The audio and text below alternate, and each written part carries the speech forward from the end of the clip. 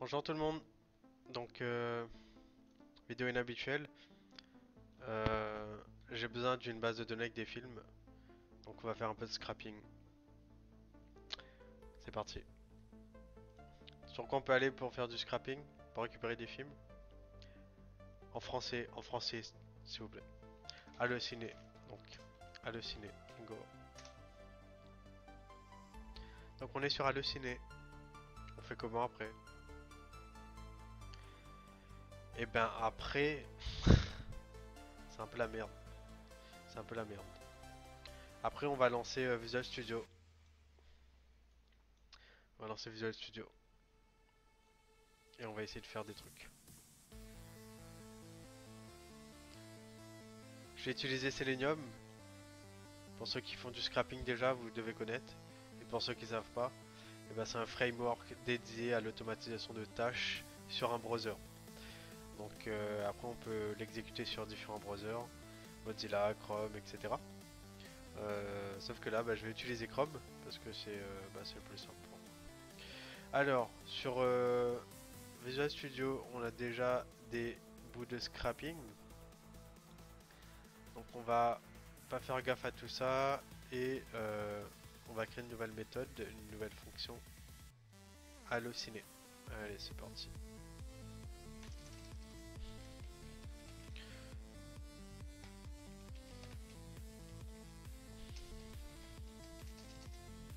Halluciné.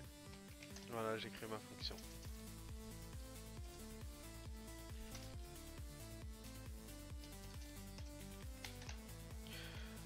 Précision, le scrapping là que je fais, c'est pas pour nuire ou quoi à halluciner.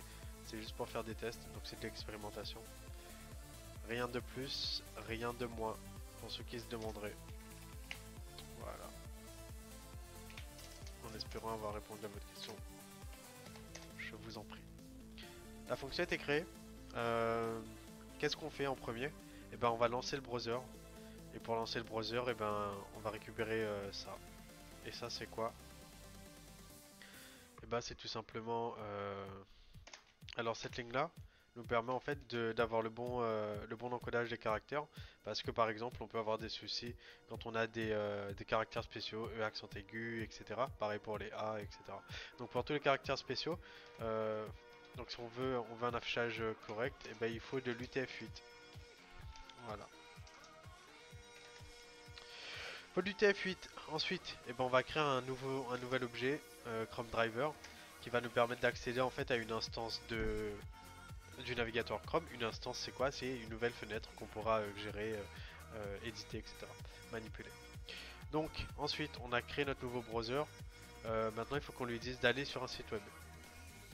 Pour lui dire d'aller sur un site web, eh bien, il y a quoi? Il y a GoTo URL, tout simplement. GoTo URL.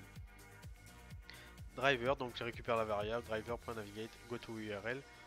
Et ici, du coup, je passe en paramètre une URL, tout simplement. Une URL, donc voilà. Donc j'ai mon URL. Ce qui se passe là, c'est que bah, il me faut scraper cette page-là et je sais pas par où commencer. Donc déjà, on va lancer la fonction halluciné et on va bien vérifier qu'elle s'exécute sans problème et qu'il n'y ait pas d'erreur. Donc, halluciné dans le main. Voilà, tac. Donc là, en fait, c'est censé m'ouvrir un navigateur Chrome avec la petite mention contrôlée par quelqu'un d'autre. Voilà. Donc Chrome est contrôlé par un logiciel automatisé. Donc là, donc on va stopper, enfin faire une pause dans le programme. Ah, même pas. Il y a une erreur. Donc l'erreur est normale, entre guillemets. Elle est normale parce que tout simplement, on n'a pas mis d'adresse. Donc on va mettre une adresse lambda. Voilà pour commencer. Bon, après tout, c'est quoi? On va mettre directement l'adresse hallucinée. Allez, bim. On va mettre directement l'adresse hallucinée. Comme ça, on verra en direct si ça marche ou pas. Donc ensuite, quand j'accède au navigateur, etc., je fais ce que j'ai à faire. Donc, mon travail. Je scrape. Et ensuite, eh ben, il faudra que je ferme le navigateur. Donc, driver close et quitte pour fermer la fenêtre. Ok, donc on va lancer de nouveau. Et du coup là on est censé avoir la page hallucinée qui se lance. Voilà, donc la page hallucinée qui se lance et la fenêtre se ferme tout de suite. Pour éviter ça, on va faire un readline. Ça sert à quoi? Ça sert à ne pas fermer en fait la fenêtre, la console. Et du coup par la même occasion le, le navigateur. Donc là tant qu'on va faire des choses qui seront visibles dans la console, et ben le navigateur va rester ouvert tout simplement. Donc là je ferme tout ça. Je veux scraper quoi? Je veux scraper le titre des films d'abord. Voilà. Euh, donc là, j'utilise un plugin qui s'appelle XPath Finder. Donc je vais pas rentrer dans les détails, mais le XPath, c'est un langage de requêtage qu'on peut utiliser pour cibler certains éléments d'une page et les récupérer. Donc soit récupérer les informations ou les manipuler, donc faire des clics dessus, faire des tris. Donc par exemple récupérer uniquement les titres qui contiennent un certain mot ou les titres, enfin les films qui contiennent un mois ou une année bien spécifique. Donc là, première étape, je vais récupérer le XPath de Max et les ferrailleurs. Donc je le fais sur une autre instance euh, de, je peux le faire là-dessus d'ailleurs. XPath Finder. Voilà. Donc je vais télécharger l'extension tout simplement.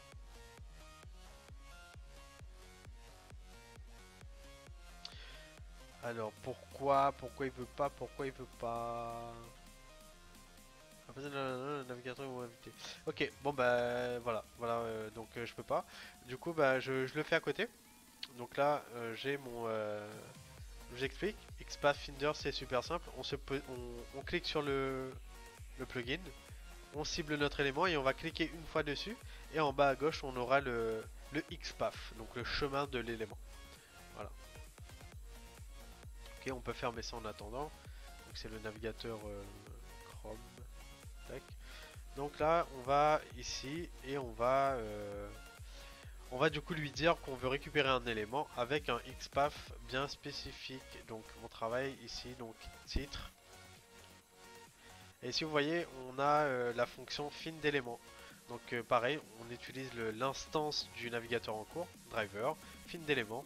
Et après on peut choisir de rechercher par XPath, par classe CSS, avec avec plusieurs méthodes différentes, donc par balise, etc. Donc nous on va utiliser le XPath, pourquoi? Parce qu'il est d'une précision à toute épreuve, tout simplement. Donc voilà, je vais enlever le XPath qui est présent là, et je vais remplacer du coup par... Ah mais non, il faut que je recopie Voilà, le XPath du titre. Tac, ok, on a le XPath du titre. Maintenant qu'est-ce qu'on fait? Eh ben on va juste l'afficher pour vérifier en fait. Donc on fait un console.write. Je crois qu'il a bugué. Console.writeLine. Tac. Et du coup là, titre. Là, tac, deux petits points. Et du coup je vais mettre ma variable. On va bien voir ce que ça fait. Si ça fonctionne ou pas. Donc là du coup je suis censé avoir le titre, le premier titre du film. Donc je rappelle, là on aura le titre du film. Donc là ici on a bien, enfin j'ai mal écrit, mais tire Max et les ferrailleurs. Donc c'est bien le premier film qu'on a. Donc maintenant on va fermer ça. Donc titre, putain de faute. Du coup on va sélectionner le deuxième titre. Donc là on voit qu'on a un autre titre.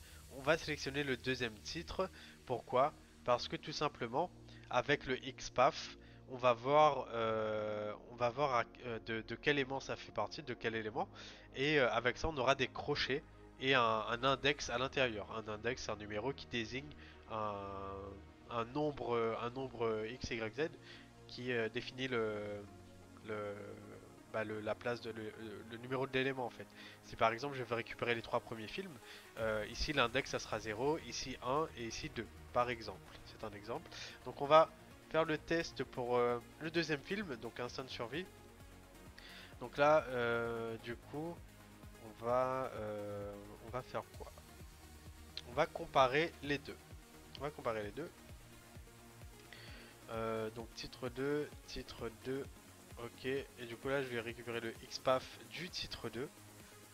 Je vous rassure, on va pas avoir à le faire manuellement tout au long. C'est juste pour que vous puissiez comprendre exactement ce que je vais faire. Donc là, je relance du coup euh, l'instance Chrome. Et du coup là, dans la voilà. Donc titre 1 max et titre 2 instinct de survie The Shallow machin truc. Alors, par rapport à ça, comment ça se fait en fait? Bah, j'ai juste copié le XPath, mais nous en fait ce qu'on va voir, ce qu'on va aller chercher, c'est à quel endroit il y a un élément qui change. Et là on voit clairement que toute la chaîne est identique et qu'il y a uniquement une modification à cet endroit là. Donc pour vérifier qu'on se trompe pas et que le prochain élément, bah, c'est 4, on va sélectionner de nouveau le troisième film et voir le XPath. Donc là, juste pour vous montrer, bah, le XPath à la place, on a bien 4. Donc je pense on a trouvé le bon XPath qu'on pourra réutiliser après. Donc voilà.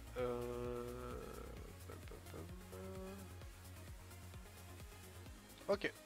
Donc, et ben écoutez, on va faire quelque chose. On va tout simplement faire une boucle for. Une boucle for, pourquoi? Et ben pour automatiser la récupération de tous les titres. Donc là, on fait son for. Alors le i, je sais pas. Sur une page, il y a combien de films? On va regarder. Donc tac. Bam, bam, bam. Sur une page, on a 1, 2, 3, 4, 5, 6, 7, 8, 9, 10, 11, 12, 13, 14, 15. 15 films. Donc on a 15 films par page. 15, et ben on va définir un maximum de 15 tout simplement. On va mettre notre élément à l'intérieur et là à la place du... Je crois que c'était là. À la place du numéro 1, et ben on va lui dire... Et ben moi j'ai une variable que je vais te rajouter et c'est i. Tout simplement parce que bah, le i ça sera l'occurrence en cours. Et comme on va récupérer, on va le faire 15 fois, et ben du coup ici il y aura 1, 2, 3, 4, 5, 5 jusqu'à 15. Voilà. Donc là du coup les infos ne sont plus récupérables. C'est pour ça qu'il y a il y a du surlignage en rouge. Donc on va juste récupérer la ligne, la mettre là-dedans, dans le fort. Et puis voilà, donc on va récupérer l'élément, l'afficher et ainsi de suite. On lance ça tout de suite. Go. Donc là, il est censé nous afficher tous les titres de la fenêtre, tout simplement.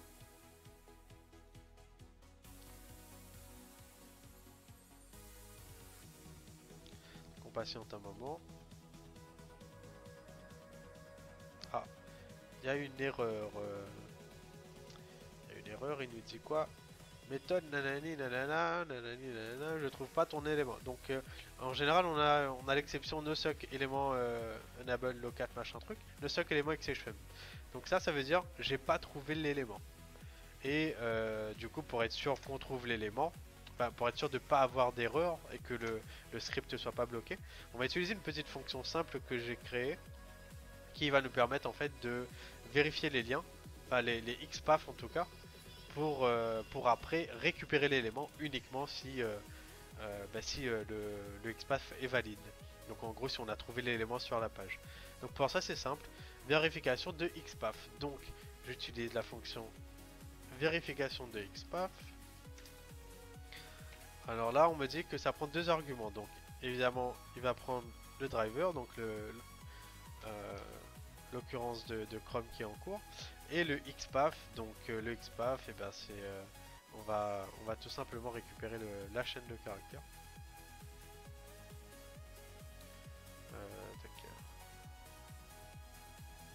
Donc, on récupère la chaîne de caractères, on va lui passer la chaîne de caractères. Donc là, il va être content, trop bien, machin.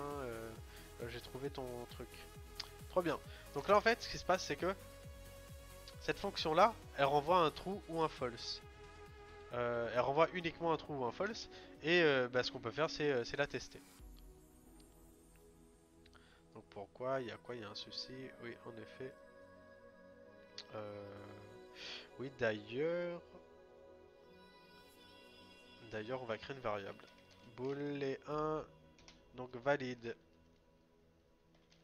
Alors, titre valide.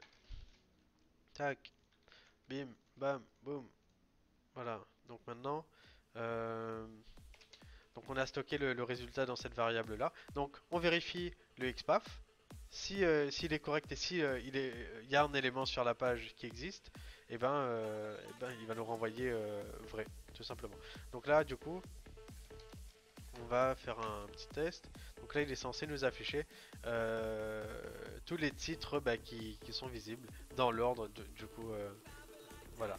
Donc là, on a le premier 0 sans doute. 1, 2, 3, 4, 5, voilà, etc. Et du coup, voilà. Donc, on va plus se prendre la tête avec est-ce que le truc il existe ou pas.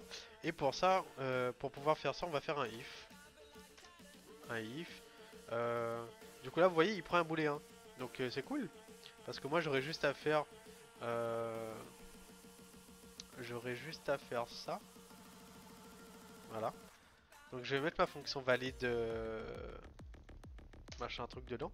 Donc là, encore une fois, cette fonction-là, elle renvoie un booléen. Donc le if, il fonctionnera normalement.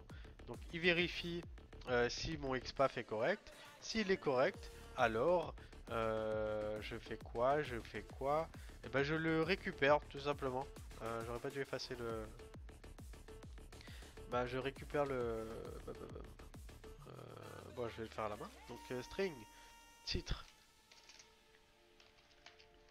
égale machin truc. Euh, tac, euh, alors, alors, comment dire, il y a un souci.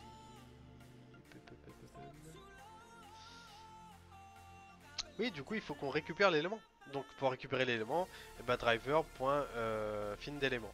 Donc, comme j'ai déjà les fonctions et que j'ai clairement la flemme de tout réécrire, je vais juste, voilà, fin d'élément, by xpath, et là, du coup, bim, je mets mon xpath dedans.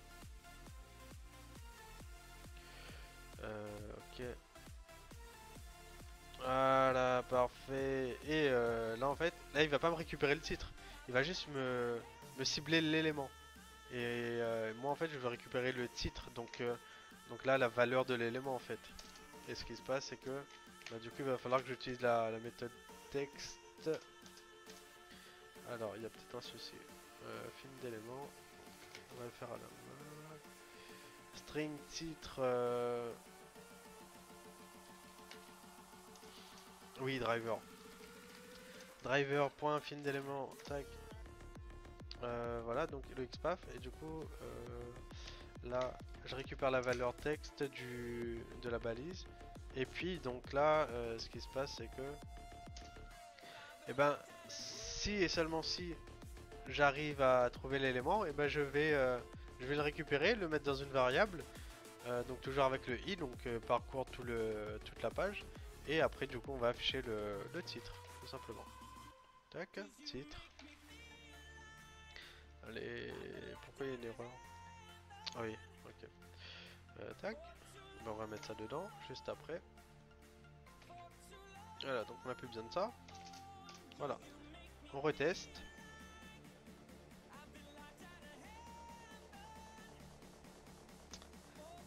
Alors, ils sont où mes titres? Wow, trop bien, trop bien. Du coup, j'ai mes titres. Trop cool. J'ai mes titres et on peut passer à la suite. Mais je pense que je ferai une autre vidéo parce que ça va être beaucoup trop long sinon. Donc voilà. Donc pour l'installation de Selenium, j'en parlerai après. Le langage aussi, c'est du C Sharp. J'en parlerai après dans une autre vidéo. Et puis voilà. Donc vidéo d'intro. Le scrapping, c'est trop bien. Encore une fois, je fais pas ça je fais pas ça avec de mauvaises intentions. C'est uniquement de la démonstration. Donc je montre surtout comment fonctionne Selenium et comment est-ce qu'on peut récupérer des infos sur une page web. Donc Allociné, si vous me voyez, m'en veuillez pas. Merci d'avance, cordialement, mes respects Et voilà. Donc merci à ceux qui ont regardé la vidéo. J'espère que ça vous a été utile et que ça n'a pas été trop long. J'ai essayé de faire au plus simple, hein. Voilà. Et puis bah, on aura d'autres parties. On aura une partie 2, 3, 4, je sais pas, on verra.